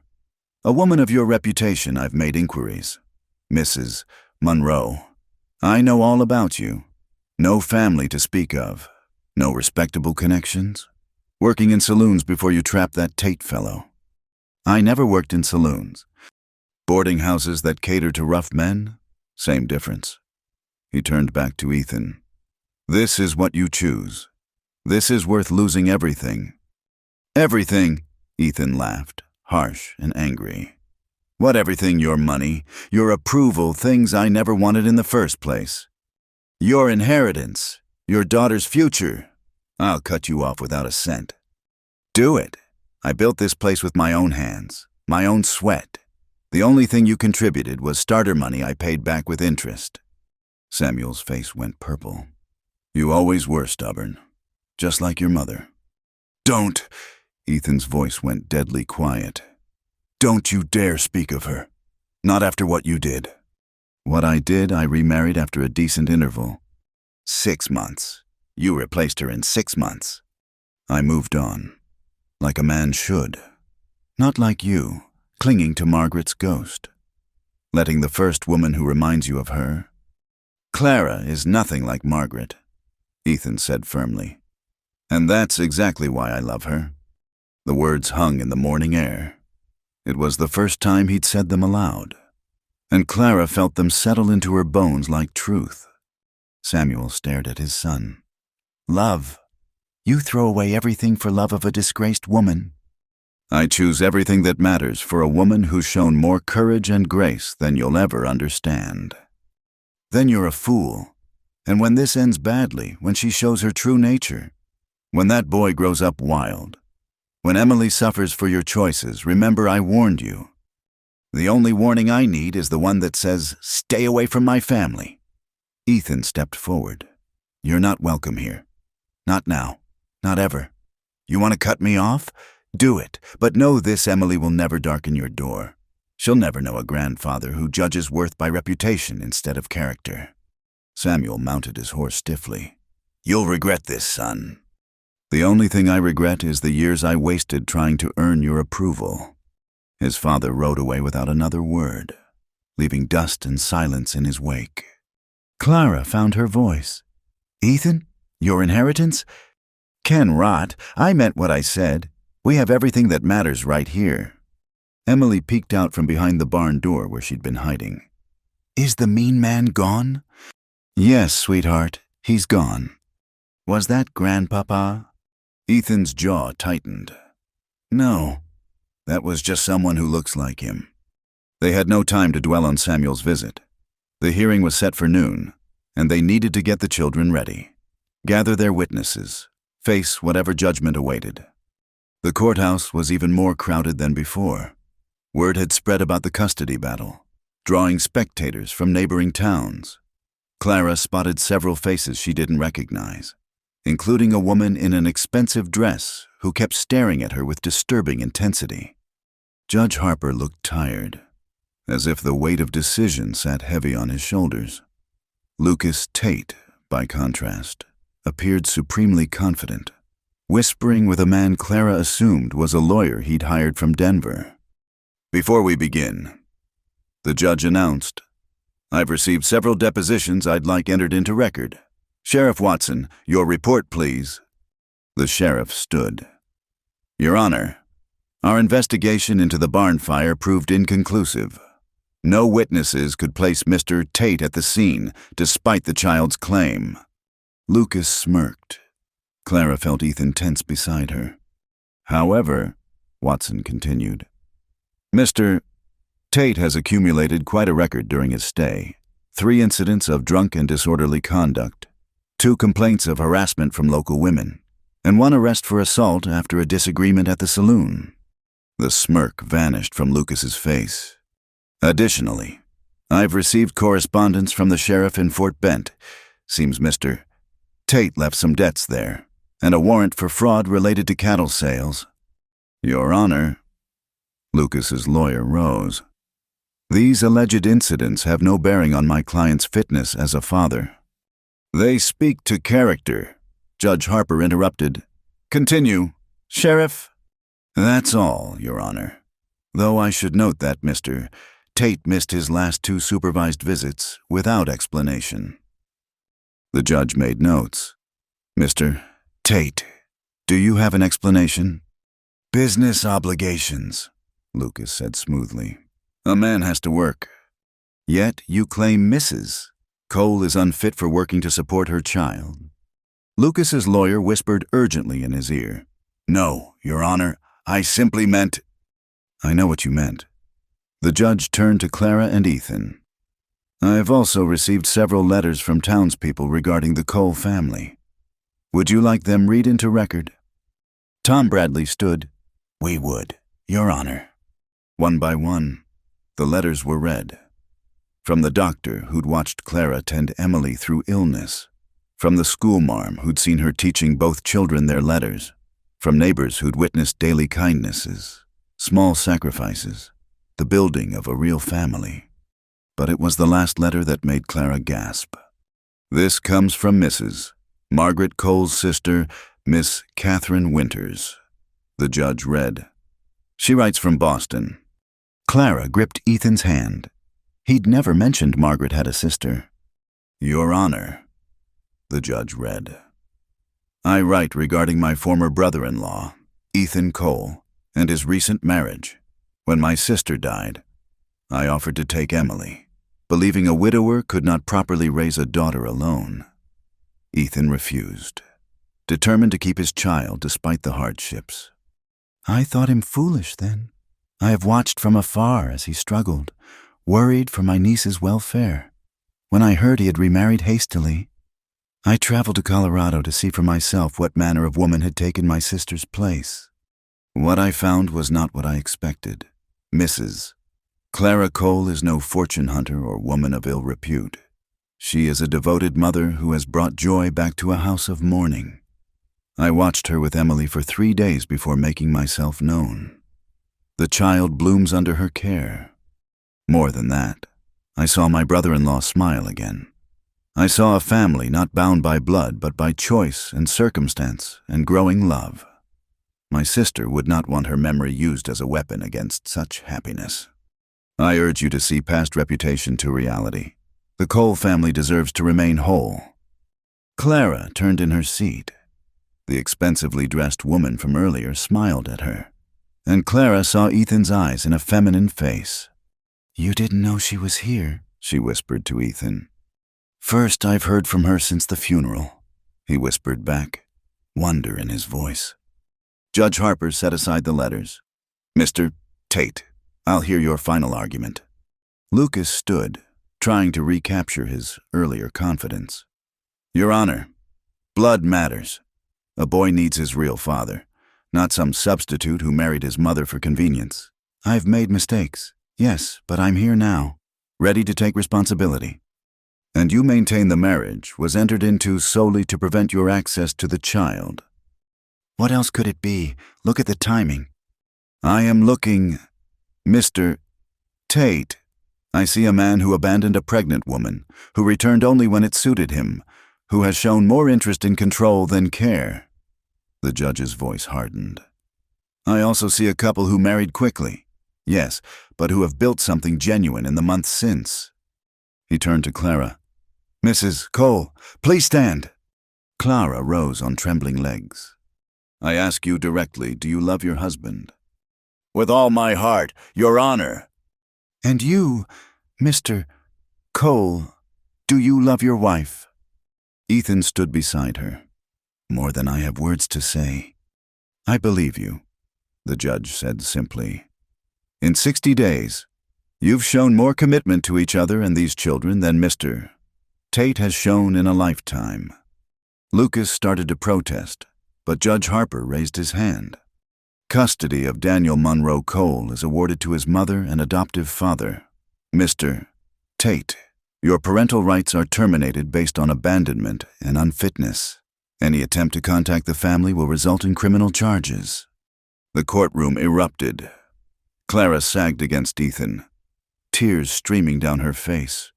Behind them, Emily cheered while Mary Bradley sobbed with joy. "No," Lucas surged forward. "You can't do this. He's my blood." Sheriff Watson and his deputies were ready, restraining Lucas as he cursed and threatened. Furthermore, Judge Harper continued over the chaos. "Given the warrant from Fort Bent, Mr. Tate will be held pending transport back to face charges there." They dragged Lucas out, still screaming about his rights, about revenge, about how this wasn't over. But it was.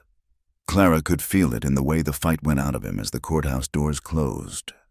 Outside, in the bright afternoon sun, their friends and neighbors surrounded them with congratulations. Catherine Winters approached hesitantly. "I hope you don't mind," she said to Clara. "I had to see for myself." "Thank you," Clara said simply. "Your letter. Thank you." Catherine smiled, and it transformed her serious face. "I meant every word. Margaret would have liked you enormously." "Will you stay?" Ethan asked. "Get to know Emily properly. Perhaps for a visit, if I'm welcome." "Family is always welcome," Clara said, and meant it. That evening, as they sat around their kitchen table, all four of them plus Catherine Clara felt the truth of her words. Family wasn't just blood. It was choice, sacrifice, showing up when it mattered. "To family," Ethan toasted, raising his coffee cup. "To family," they echoed. Emily, half asleep in her chair, mumbled, "Can we have pie now?" They laughed, and it was the sound of home, of safety, of a future stretching bright before them. The fight was over. The family was whole. And in the end, that was all that mattered. Spring came early that year, painting the Colorado prairie in shades of green and gold. Clara stood on the porch of their rebuilt barn, watching Ethan push Emily on the swing he'd hung from the old oak tree. 2-year-old Daniel toddled after them, determined to keep up with his big sister despite his unsteady legs. "Careful, little man," Ethan called, scooping the boy up before he could tumble. "Your mama will have my hide if you get grass stains on another pair of britches." "Mama!" Daniel squealed, reaching for Clara with chubby arms. She came down from the porch to take him, breathing in his sweet baby scent mixed with sunshine and earth. 2 years since the custody battle. 2 years of building this life, day by ordinary day. "Letter came," she told Ethan, pulling an envelope from her apron pocket. "From Catherine." Margaret's sister had become a regular correspondent, visiting twice a year and filling the spaces between with news from Boston. This letter, though, felt heavier than usual. Ethan set Emily down with a pat. "Go check on the chickens, sweetheart. See if Henrietta laid any eggs." When she'd run off, he turned to Clara. "What's wrong?" "Nothing's wrong. She's getting married to a doctor. Wants us to come to Boston for the wedding." "That's good news, isn't it?" "She says your father will be there." Ethan's jaw tightened. They hadn't heard from Samuel Cole since that day he'd ridden away threatening disinheritance. True to his word, he'd cut Ethan off completely. Not that it mattered much. The ranch was thriving through their own hard work. "We don't have to go," Clara said quickly. "Catherine will understand." "No." Ethan took her hand. "We'll go. It's time Emily met her aunt properly. Saw where her mother grew up. Father can choke on his pride for all I care."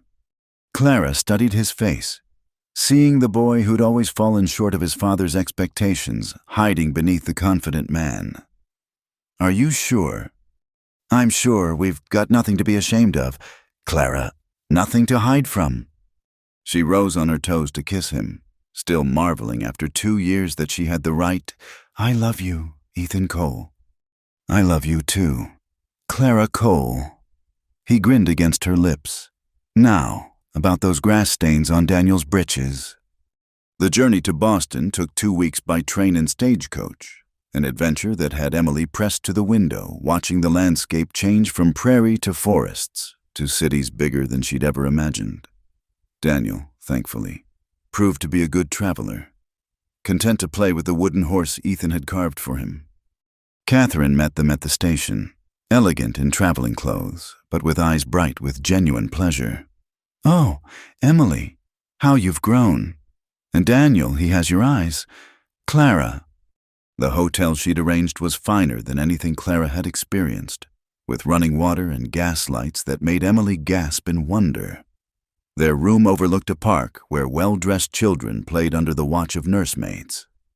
"It's another world," Clara murmured that first night, watching the city lights through lace curtains. "Our world is better," Ethan said firmly, pulling her close. "But it won't hurt the children to see how others live." The wedding was held in a grand church that could have swallowed Redemption Creek's entire main street. Clara wore the blue silk dress Catherine had insisted on buying her, feeling like she was playing dress-up. But Ethan's eyes when he saw her made every discomfort worthwhile. "You're beautiful," he whispered, offering his arm. "You clean up pretty well yourself," she teased, admiring him in the borrowed suit that emphasized his broad shoulders. They were seated on the bride's side, thankfully several rows from where Samuel Cole sat with his second wife. Clara could feel his stare burning into them throughout the ceremony, but Ethan never acknowledged his presence. It was at the reception where confrontation became inevitable. They were watching Emily dance with Catherine's new husband, a kind man named Dr. James Hartwell. When Samuel approached, his wife, a nervous woman who looked decades younger, fluttered behind him. "Ethan," he said stiffly. "Father." Ethan's arm tightened around Clara's waist. "I'd introduce you to my wife, but you made your feelings about her clear." Samuel's gaze flicked to Clara, then to Daniel playing at their feet. Something shifted in his expression. Regret. Longing it was gone too quickly to tell. "The boy favors you," he said grudgingly. "He should. He's my son in every way that counts. And Emily, she's well. See for yourself." Ethan nodded toward the dance floor where Emily was laughing. Flowers in her hair. Happy, loved. Everything a child should be. She looks like Margaret at that age." "She looks like herself," Ethan corrected, "though she has her mother's kind heart, and Clara's taught her strength." Samuel's wife tugged at his sleeve. "Perhaps we should." "In a moment, Constance." He cleared his throat. "I heard about your ranch. Doing well, they say." "Well enough. Honest work pays honest wages." I may have been hasty in what I said, what I did." Clara felt Ethan stiffen. This was as close to an apology as Samuel Cole had probably ever come. "You were," Ethan agreed. "But it's done now. We've built our life without your blessing. We don't need it now." "I'm not offering blessing," Samuel said quickly, pride reasserting itself. "Just acknowledgement. You've done well, despite everything." "Because of everything," Clara said softly, speaking for the first time. "Sometimes the hardest roads lead to the best destinations." Samuel looked at her, really looked at her. "Perhaps," was all he said before walking away. Later, as they danced, Clara still unsure of the steps but trusting Ethan to lead, she asked, "Do you regret it not reconciling?" "No, he'd have to accept you fully. Accept Daniel, accept our choices. Tolerance isn't enough." He spun her carefully. "Our children deserve better than grudging acknowledgement." The rest of their Boston stay passed in a whirlwind of parks and museums, ice cream parlors and toy shops. Catherine delighted in spoiling the children, and even introduced them to some of Margaret's childhood friends, who exclaimed over Emily's resemblance to her mother while admiring Daniel's sweet nature. "You've done well, Ethan," one elderly woman said. "Margaret would be so pleased to see Emily thriving, and to know you found love again. She always said you had too much heart to waste on loneliness." But it was their last night that brought unexpected closure. Clara woke to find Ethan gone from their bed. She found him on the hotel balcony, a letter in his hand. "What is it?" she asked, wrapping a shawl around her shoulders against the cool air. From Father, the desk clerk just delivered it. He handed it to her. The message was brief. The door is open, should you ever choose to walk through it. Your family, all of them, would be welcome. Sa ite si. It's a start, Clara said carefully. Maybe, or maybe it's too late. Ethan pulled her close. I spent so many years trying to earn his approval. But you know what I realized? The only approval I need is looking at me right now. Ethan Cole, are you getting sentimental on me? Must be the city air. He kissed her forehead. I'll be glad to get home.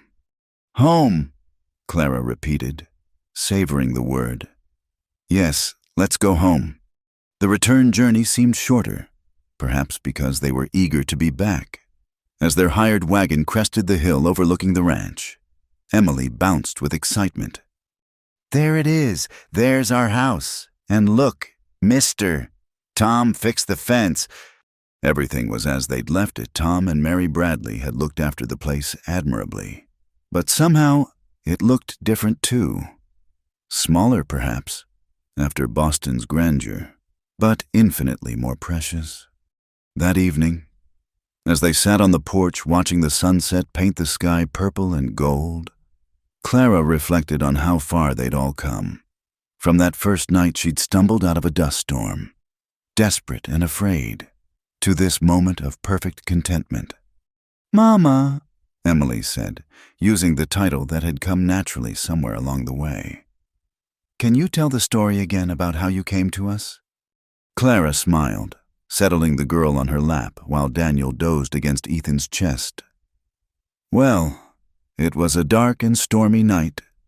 She told the story they'd all heard dozens of times, editing out the painful parts, focusing on the magic of finding each other. How Pa had been grumpy at first, but Mama had won him over with her biscuits. How Emily had known right away they were meant to be a family. How baby Daniel had brought them all together.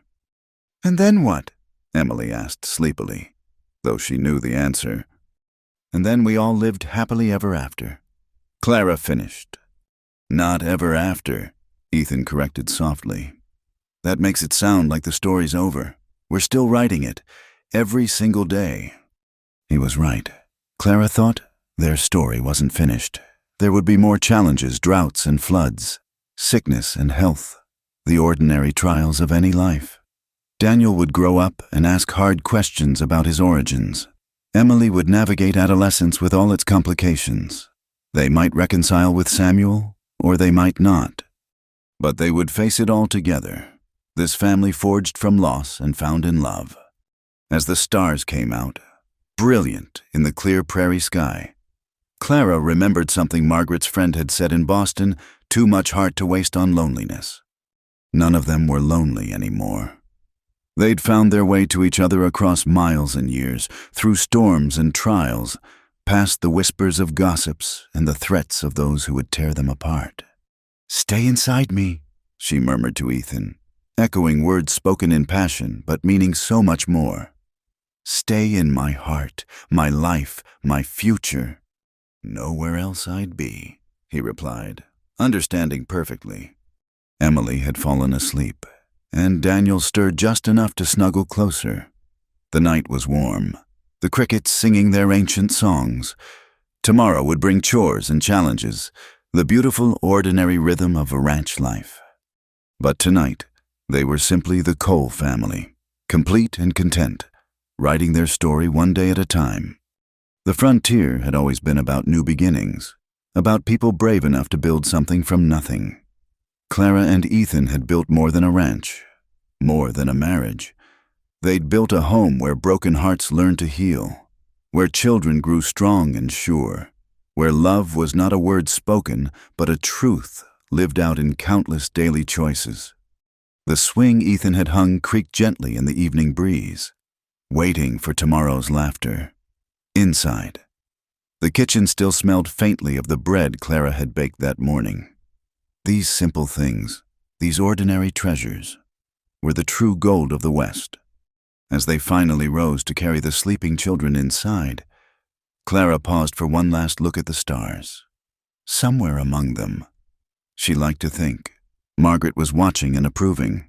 Not replaced, but honored in the happiness her family had found.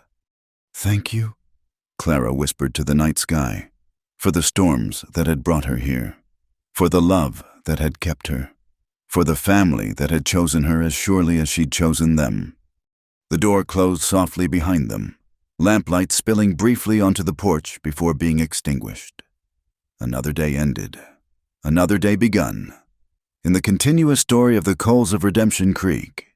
And in the morning, with the sun painting the eastern sky pink and gold, that story would continue full of hope, rich with love, and blessed beyond measure. Thank you so much for listening to this Wild West love story. I hope Clara and Ethan's journey touched your heart as much as it touched mine while sharing it. Where are you listening to this story from? Please share in the comments below. I'd love to know if you're enjoying this from a busy city, a quiet countryside, or somewhere in between. Your thoughts and feelings about this story mean the world to me. If you enjoyed this tale, please subscribe to Wild West Night. Hit that like button. And don't forget to press the hype button to help this story reach more listeners who love tales of courage, family, and love against all odds. Until our next adventure in the Old West, partners,